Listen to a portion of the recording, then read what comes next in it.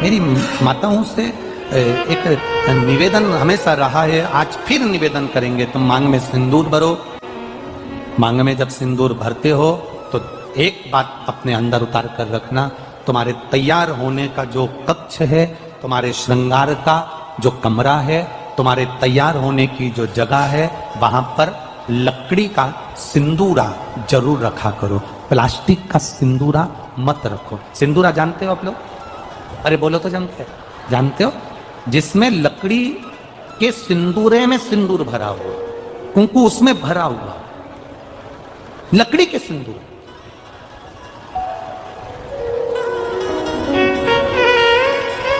Plastic में नहीं, चांदी की डब्बी में नहीं, सोने की डब्बी में नहीं, एल्युमिनियम या पीतल की डब्बी में नहीं, लकड़ी के सिंदूर के अंदर।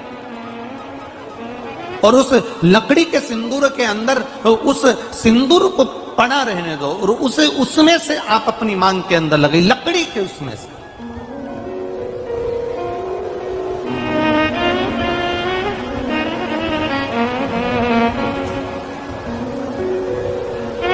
उसका एक भाव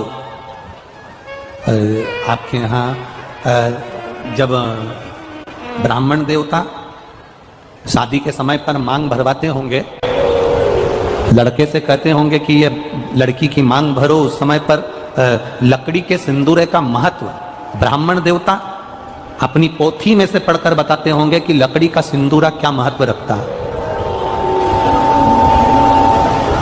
उस जगह पर लकड़ी के सिंदूरे का महत्व ब्राह्मण देवता बताते हैं जिस समय पर मांग भरी जाती है।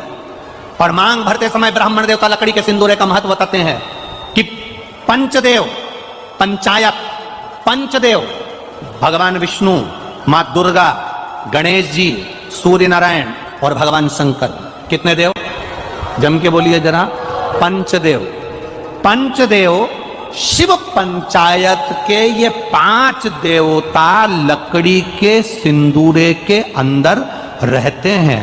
जब लकड़ी के सिंदूरे का आप दर्शन करेंगे तो वो गोल रहेगा, उस पे आगे का भाग एक उबड़ा हुआ होगा। करें दर्शन आप लोगों ने? उबड़ा हुआ भाग रहेगा। शिव महापुराण की कथा में और हमारे यहाँ जब ब्राह्मण देवता, जब लड़की की शादी होती है, लड़के की शादी होती है, तो लड़के के हाथ में सिंदूरा देकर कहते हैं इसकी मांग भरो। उस समय पर सिंदूर भरते समय ब्राह्मण देवता सिंदूरे का महत्व समझाते हैं कि इस सिंदूरे में, इस लकड़ी की डब्बी में, इस लकड़ी की डिब्बी को केवल लकड़ी की डिब्बी मत समझना, इसको सिंदूरा की डब्बी केवल सिंदूरा की मत समझना, इसको ध्यान लगाकर देखना। इसके अंदर मां दुर्गा, इसके अंदर गणेश जी महाराज, इसके अंदर सूर्य नारायण भगवान, इसके अंदर भगवान विष्णु, इसके अंदर देवादिदेव महादेव, ये पंचदेव शंकर भगवान की पंचायत इस सिंदूरे की लकड़ी की डब्बी के अंदर रहती है। इसके अंदर जो सिंदूर भरा जाता है, इन 5 की साक्षी रखकर मांग में जाता है, जिससे नारी का सौभाग्य अखंड होता चले जाता है।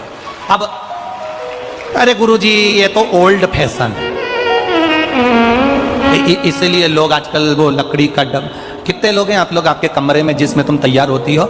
ईमानदारी से बोलना, झूठ मत बोलना हो। हम भले तुम्हारे वहां जाकर देखे नहीं, पर ईमानदारी से बोलना।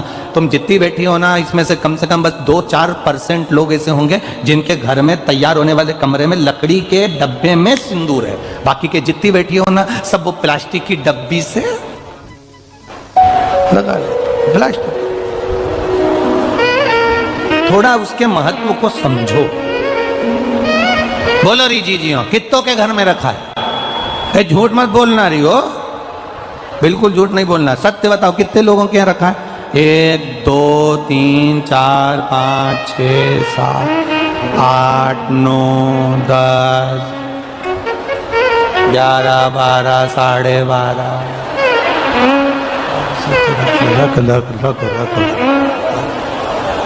एक ने उठाया गिरा दिया, हम समझ गए पहले था हटा दिया। 12:30 का मतलब हम समझते हो, हम रखना चाहिए। एक गुड़ चना सुहागवती नारी की झोली में इसलिए दिया जाता है कि जो सुहागिन में बैठी है, इसकी गोदी संतान से भी भरी रहे और इसके जीवन में कितनी भी जिंदगी में कभी भी दुख आए तो गुड़ जैसी मिठास इसके जीवन में हमेशा बनी रहे, हमेशा बनी। सिंदूर का महत्व अपने जीवन में उतारिएगा। ज्यादा फैशन में, हम पहले भी कहे, दो चीजें अपने को बर्बाद कर देती है, एक फैशन, दूसरा व्यसन। ज्यादा फैशन भी हमको बर्बाद कर देगा और ज्यादा व्यसन भी हमको बर्बाद कर देगा। इन दो चीजों से बचने का प्रयास करिएगा। शिव कथा करिए, भगवान शंकर का संवाद करा, महाराज शिव महापुराण की कथा करिए, तारकासुर का संहार करने के लिए भगवान श्री षडानंद कार्तिकेय जी सम्मुख आते हैं। पार्वती जी कह देती हैं इस तारकासुर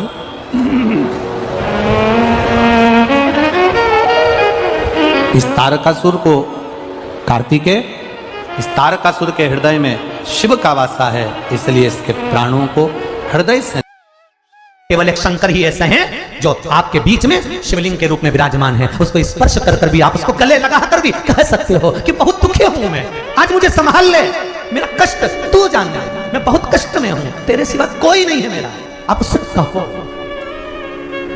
मिल जाएगा। नरसिंह मेहता के बड़े भाई और बड़ी भाभी ने धक्के मार कर निकाल दिया था। शंकर जी के शिवलिंग से गले लगकर रोया। श्री नरसिंह मेहता, संत नरसिंह मेहता, भगत नरसिंह मेहता शिव जी से गले लगकर रोते हैं, तो शंकर भगवान प्रकट होकर कहते हैं तुझे क्या चाहिए? नरसिंह तो कहता है मैं सांवरिया सेठ का भक्त हूं, और प्रकट शंकर जी हो गए। शंकर जी कहते हैं मैं ये नहीं देखता कि तू कृष्ण का भक्त है कि राम का भक्त है, मैं तो ये देखता हूं कि तू मेरे मंदिर में आकर रोया है, बस उसने तुझे यहाँ भेजा है, कहीं राम ने कहीं कृष्ण ने मेरे पास में भेजा होगा। इसलिए शिव कहते हैं मुझे ये नहीं मालूम कि तू सांवरिया सेठ का भजन करता है कि राम का भजन करता है कि तू किसका भजन करता है, मैं तो ये जानता हूं कि मैं सामने आया, मेरी चौखट पर आया, मेरे दरवाजे पर आया, और अगर मेरे दरवाजे पर आया और खाली चले जाएगा तो लोग क्या कहेंगे? पृथ्वी का व्यक्ति जीते जी बैकुंठ जा सकता है? अरे बोले जम के जा सकते हो? नहीं। पृथ्वी का व्यक्ति ब्रह्मपुरी जा सकता है? ब्रह्मलोक नहीं जा सकता। पृथ्वी का व्यक्ति इंद्रलोक जा सकता है? जम के बोलते जा। जीते जी इंद्रलोक जाओगे? नहीं। ब्रह्मलोक जाओगे? नहीं। बैकुंठ लोक जाओगे? नहीं। पर जीते जी पृथ्वी का व्यक्ति कैलाश धाम अर्थात शंकर के मंदिर जा सकता है। जीते जी आप शिव महापुराण तक जा सकते हो। जीते जी आप शिव का भजन कर सकते हो। जीते जी आप शिव के द्वार जा सकते हो, उससे कह सकते हो, चित्त वृत्ति उसमें लुटा सकते हो, कहो उसको दिल से। किसी को तकलीफ होती है तो वो हमसे कहने आता है तो हम उससे एक ही बात कहते हैं कि हम कोई विद्या नहीं जानते। सीहोर वाले महाराज को ना पत्रिका देखना आती है ना ज्योतिषी आती है। सीहोर वाले पंडित प्रदीप मिश्रा को ना भाग्य देखना आता है ना भविष्य देखने आता है। और सीहोर का पंडित प्रदीप मिश्रा आप आए ना आपके गांव का नाम जानता है ना शहर का नाम जानता है ना कागज पर लिखकर हम कुछ बता सकते हैं आपको कि आप क्या करते हैं, हमें कुछ नहीं मालूम। पंडित प्रदीप मिश्रा केवल एक काम जानता है कि उसने भी भगवान का भजन करा है, तो आपको भी उसी का दरवाजा बता सकता है कि सेठों में सेठ वो बैठा हुआ है। जिस शंकर ने प्रदीप मिश्रा को संभाला उसी शंकर का दरवाजा बता सकता है। जो व्यक्ति उधार पैसा देता है उसका